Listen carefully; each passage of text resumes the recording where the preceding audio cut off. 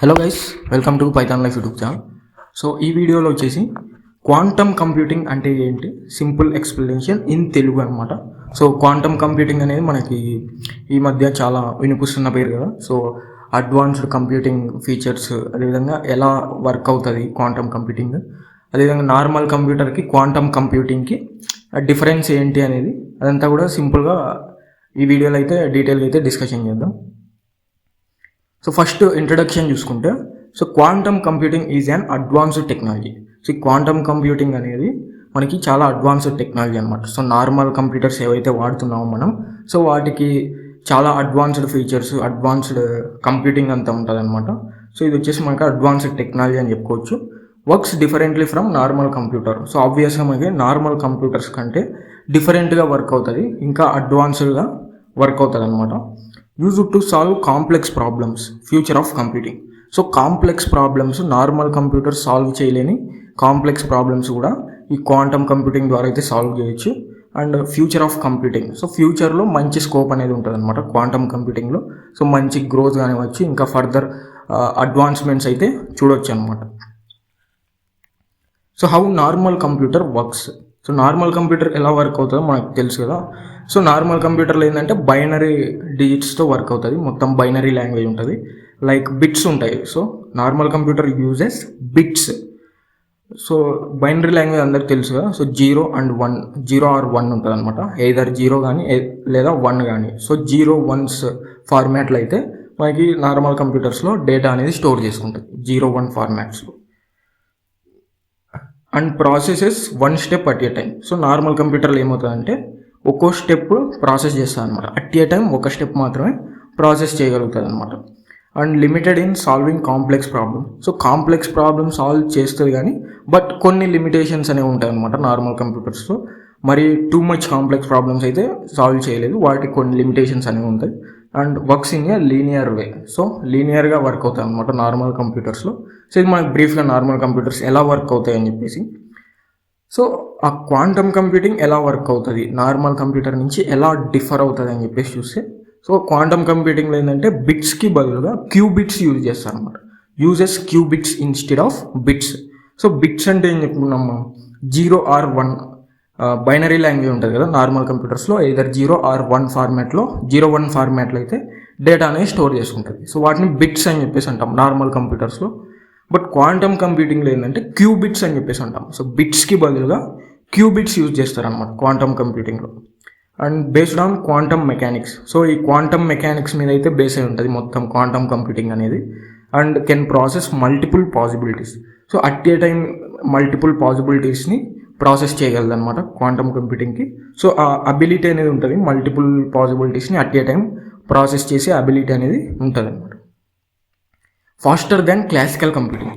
So normal computers ఏవైతే ఉన్నాయో classical computers, so వాటిన్నిటికంటే కూడా చాలా ఫాస్ట్గా అయితే ఉంటుంది అనమాట, ఫాస్ట్గా వర్క్ అవుతుంది. So faster then classical computing.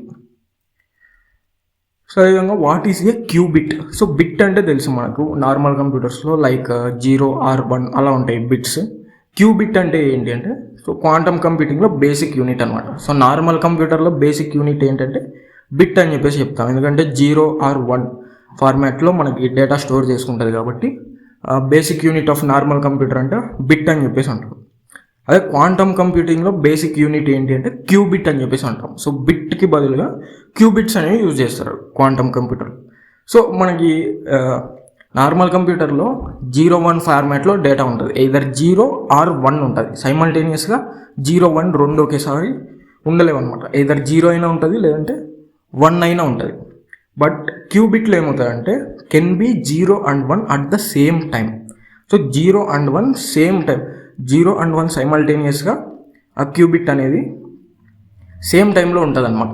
Either 0 or 1 అలా ఉంటుంది నార్మల్ కంప్యూటర్స్లో. బట్ క్యూబిట్లో ఏంటంటే సైమల్టేనియస్గా 0 and 1 రెండు ఉంటుంది అనమాట. And this called super position అంటాం వీటిని. సో ఈ కాన్సెప్ట్ ఏదైతే ఉందో క్యూబిట్లో 0 and 1 సేమ్ టైంలో పాసిబుల్ అయ్యే ఛాన్స్ని మనం దాన్ని, ఆ కాన్సెప్ట్ని సూపర్ పొజిషన్ అని చెప్పేసి అంటాం. So more powerful than a bit.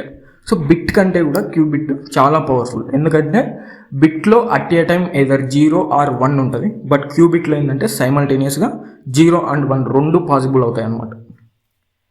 So simple example చూసుకుంటే normal computer checks one option at a time. So normal కంప్యూటర్స్లో ఏమవుతుంది, అట్ ఏ టైం ప్రాసెసింగ్ అనేది ఒక్క పాసిబిలిటీని మాత్రమే చెక్ చేయగలదు.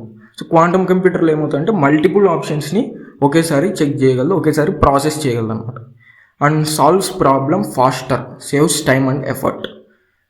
Solves problem faster. సో ఏవైనా కాంప్లెక్స్ ప్రాబ్లమ్స్ కానివచ్చు, ఏవైనా ప్రాబ్లమ్స్ని ఎగ్జిక్యూషన్ కానివచ్చు, అంతా కూడా చాలా ఫాస్ట్గా ఉంటుంది క్వాంటమ్ కంప్యూటింగ్లో కంపేరింగ్ టు నార్మల్ కంప్యూటర్స్. అదేవిధంగా saves time and effort.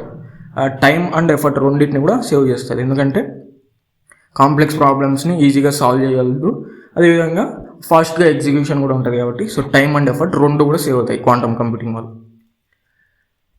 So where it is used అంటే మెయిన్గా మనకి cryptography, artificial intelligence, complex simulations. So ఈ ఫీల్డ్స్లో ఇంకా చాలా ఫీల్డ్స్ ఉన్నాయి, బట్ మెయిన్గా cryptography, artificial intelligence, complex simulations ఇటువంటి ఫీల్డ్స్లో అయితే క్వాంటమ్ కంప్యూటింగ్ని యూజ్ చేస్తూ ఉంటారు. అండ్ ఫైనల్గా కీ మెసేజ్ వచ్చేసి so quantum computing is powerful. So quantum computing ఆ టెక్నాలజీ అంతా చాలా పవర్ఫుల్ అనమాట. So comparing to normal computers. So normal కంప్యూటర్స్లో ఏవైతే మనం బిట్స్ యూజ్ చేస్తాం, బట్ క్వాంటమ్ కంప్యూటింగ్ విషయానికి వచ్చేకి సో అడ్వాన్స్మెంట్స్ ఉంటాయి చాలా, క్యూబిట్ అని చెప్పేసి, సూపర్ పొజిషన్. సో ఆ విధంగా అడ్వాన్స్డ్ కాన్సెప్ట్స్ అన్నీ కూడా ఉంటాయి. Works differently from normal computers. So కంప్లీట్గా నార్మల్ కంప్యూటర్స్ నుంచి డిఫరెంట్గా వర్క్ అవుతుంది. నార్మల్ కంప్యూటర్కి క్వాంటమ్ కంప్యూటింగ్కి చాలా డిఫరెన్సెస్ ఉంటాయి, చాలా అడ్వాన్స్మెంట్స్ ఉంటాయి.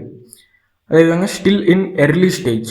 సో ఈ క్వాంటమ్ కంప్యూటింగ్ అనేది ఇంకా పూర్తిగా డెవలప్ అయిపోయి డైలీ లైఫ్లో యూస్ చేసేంత ఇంకా అంత డెవలప్ చేయలేదు. స్టిల్ ఇన్ ఎర్లీ స్టేజ్, ఇంకా ఎర్లీ స్టేజ్లో, ఇంకా డెవలప్మెంట్లో అనేది ఉంది.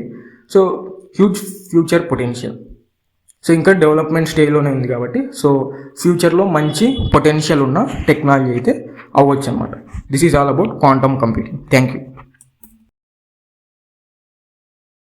సో ఇక్కడ పైథాన్ లైఫ్ వెబ్సైట్ అందరికి తెలిసే ఉంటుంది కదా. సో మీరు ఏదైనా బ్రౌజర్కి వెళ్ళిపోయి pythonlife.in అని చెప్పేసి సెర్చ్ చేయండి.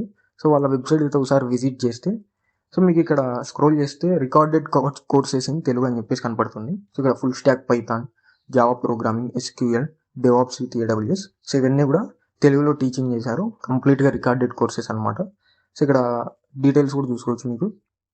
సో ఇక్కడ full stack Python programming open చేస్తే ఇక్కడ కంప్లీట్గా టీచింగ్ లాంగ్వేజ్ వచ్చేసి తెలుగు ఉంటుంది, టెలిగ్రామ్ మోడ్ ఆఫ్ కంటెంట్ ఉంటుంది. సో కంటెంట్ వచ్చేసి 250+ అవర్స్ ఉంటుంది.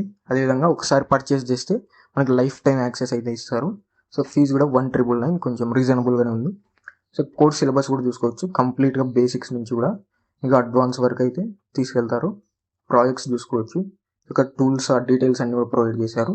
సో ఒకసారి ఎవరైనా ఇంట్రెస్టెడ్ ఉన్న వాళ్ళు pythonlife.in వెబ్సైట్ విజిట్ చేసి సో ఒకసారి అయితే చెక్ చేసి మీకు ఇంట్రెస్ట్ అయితే ఖచ్చితంగా పర్చేస్ చేసుకోవడానికి అయితే ట్రై చేయండి.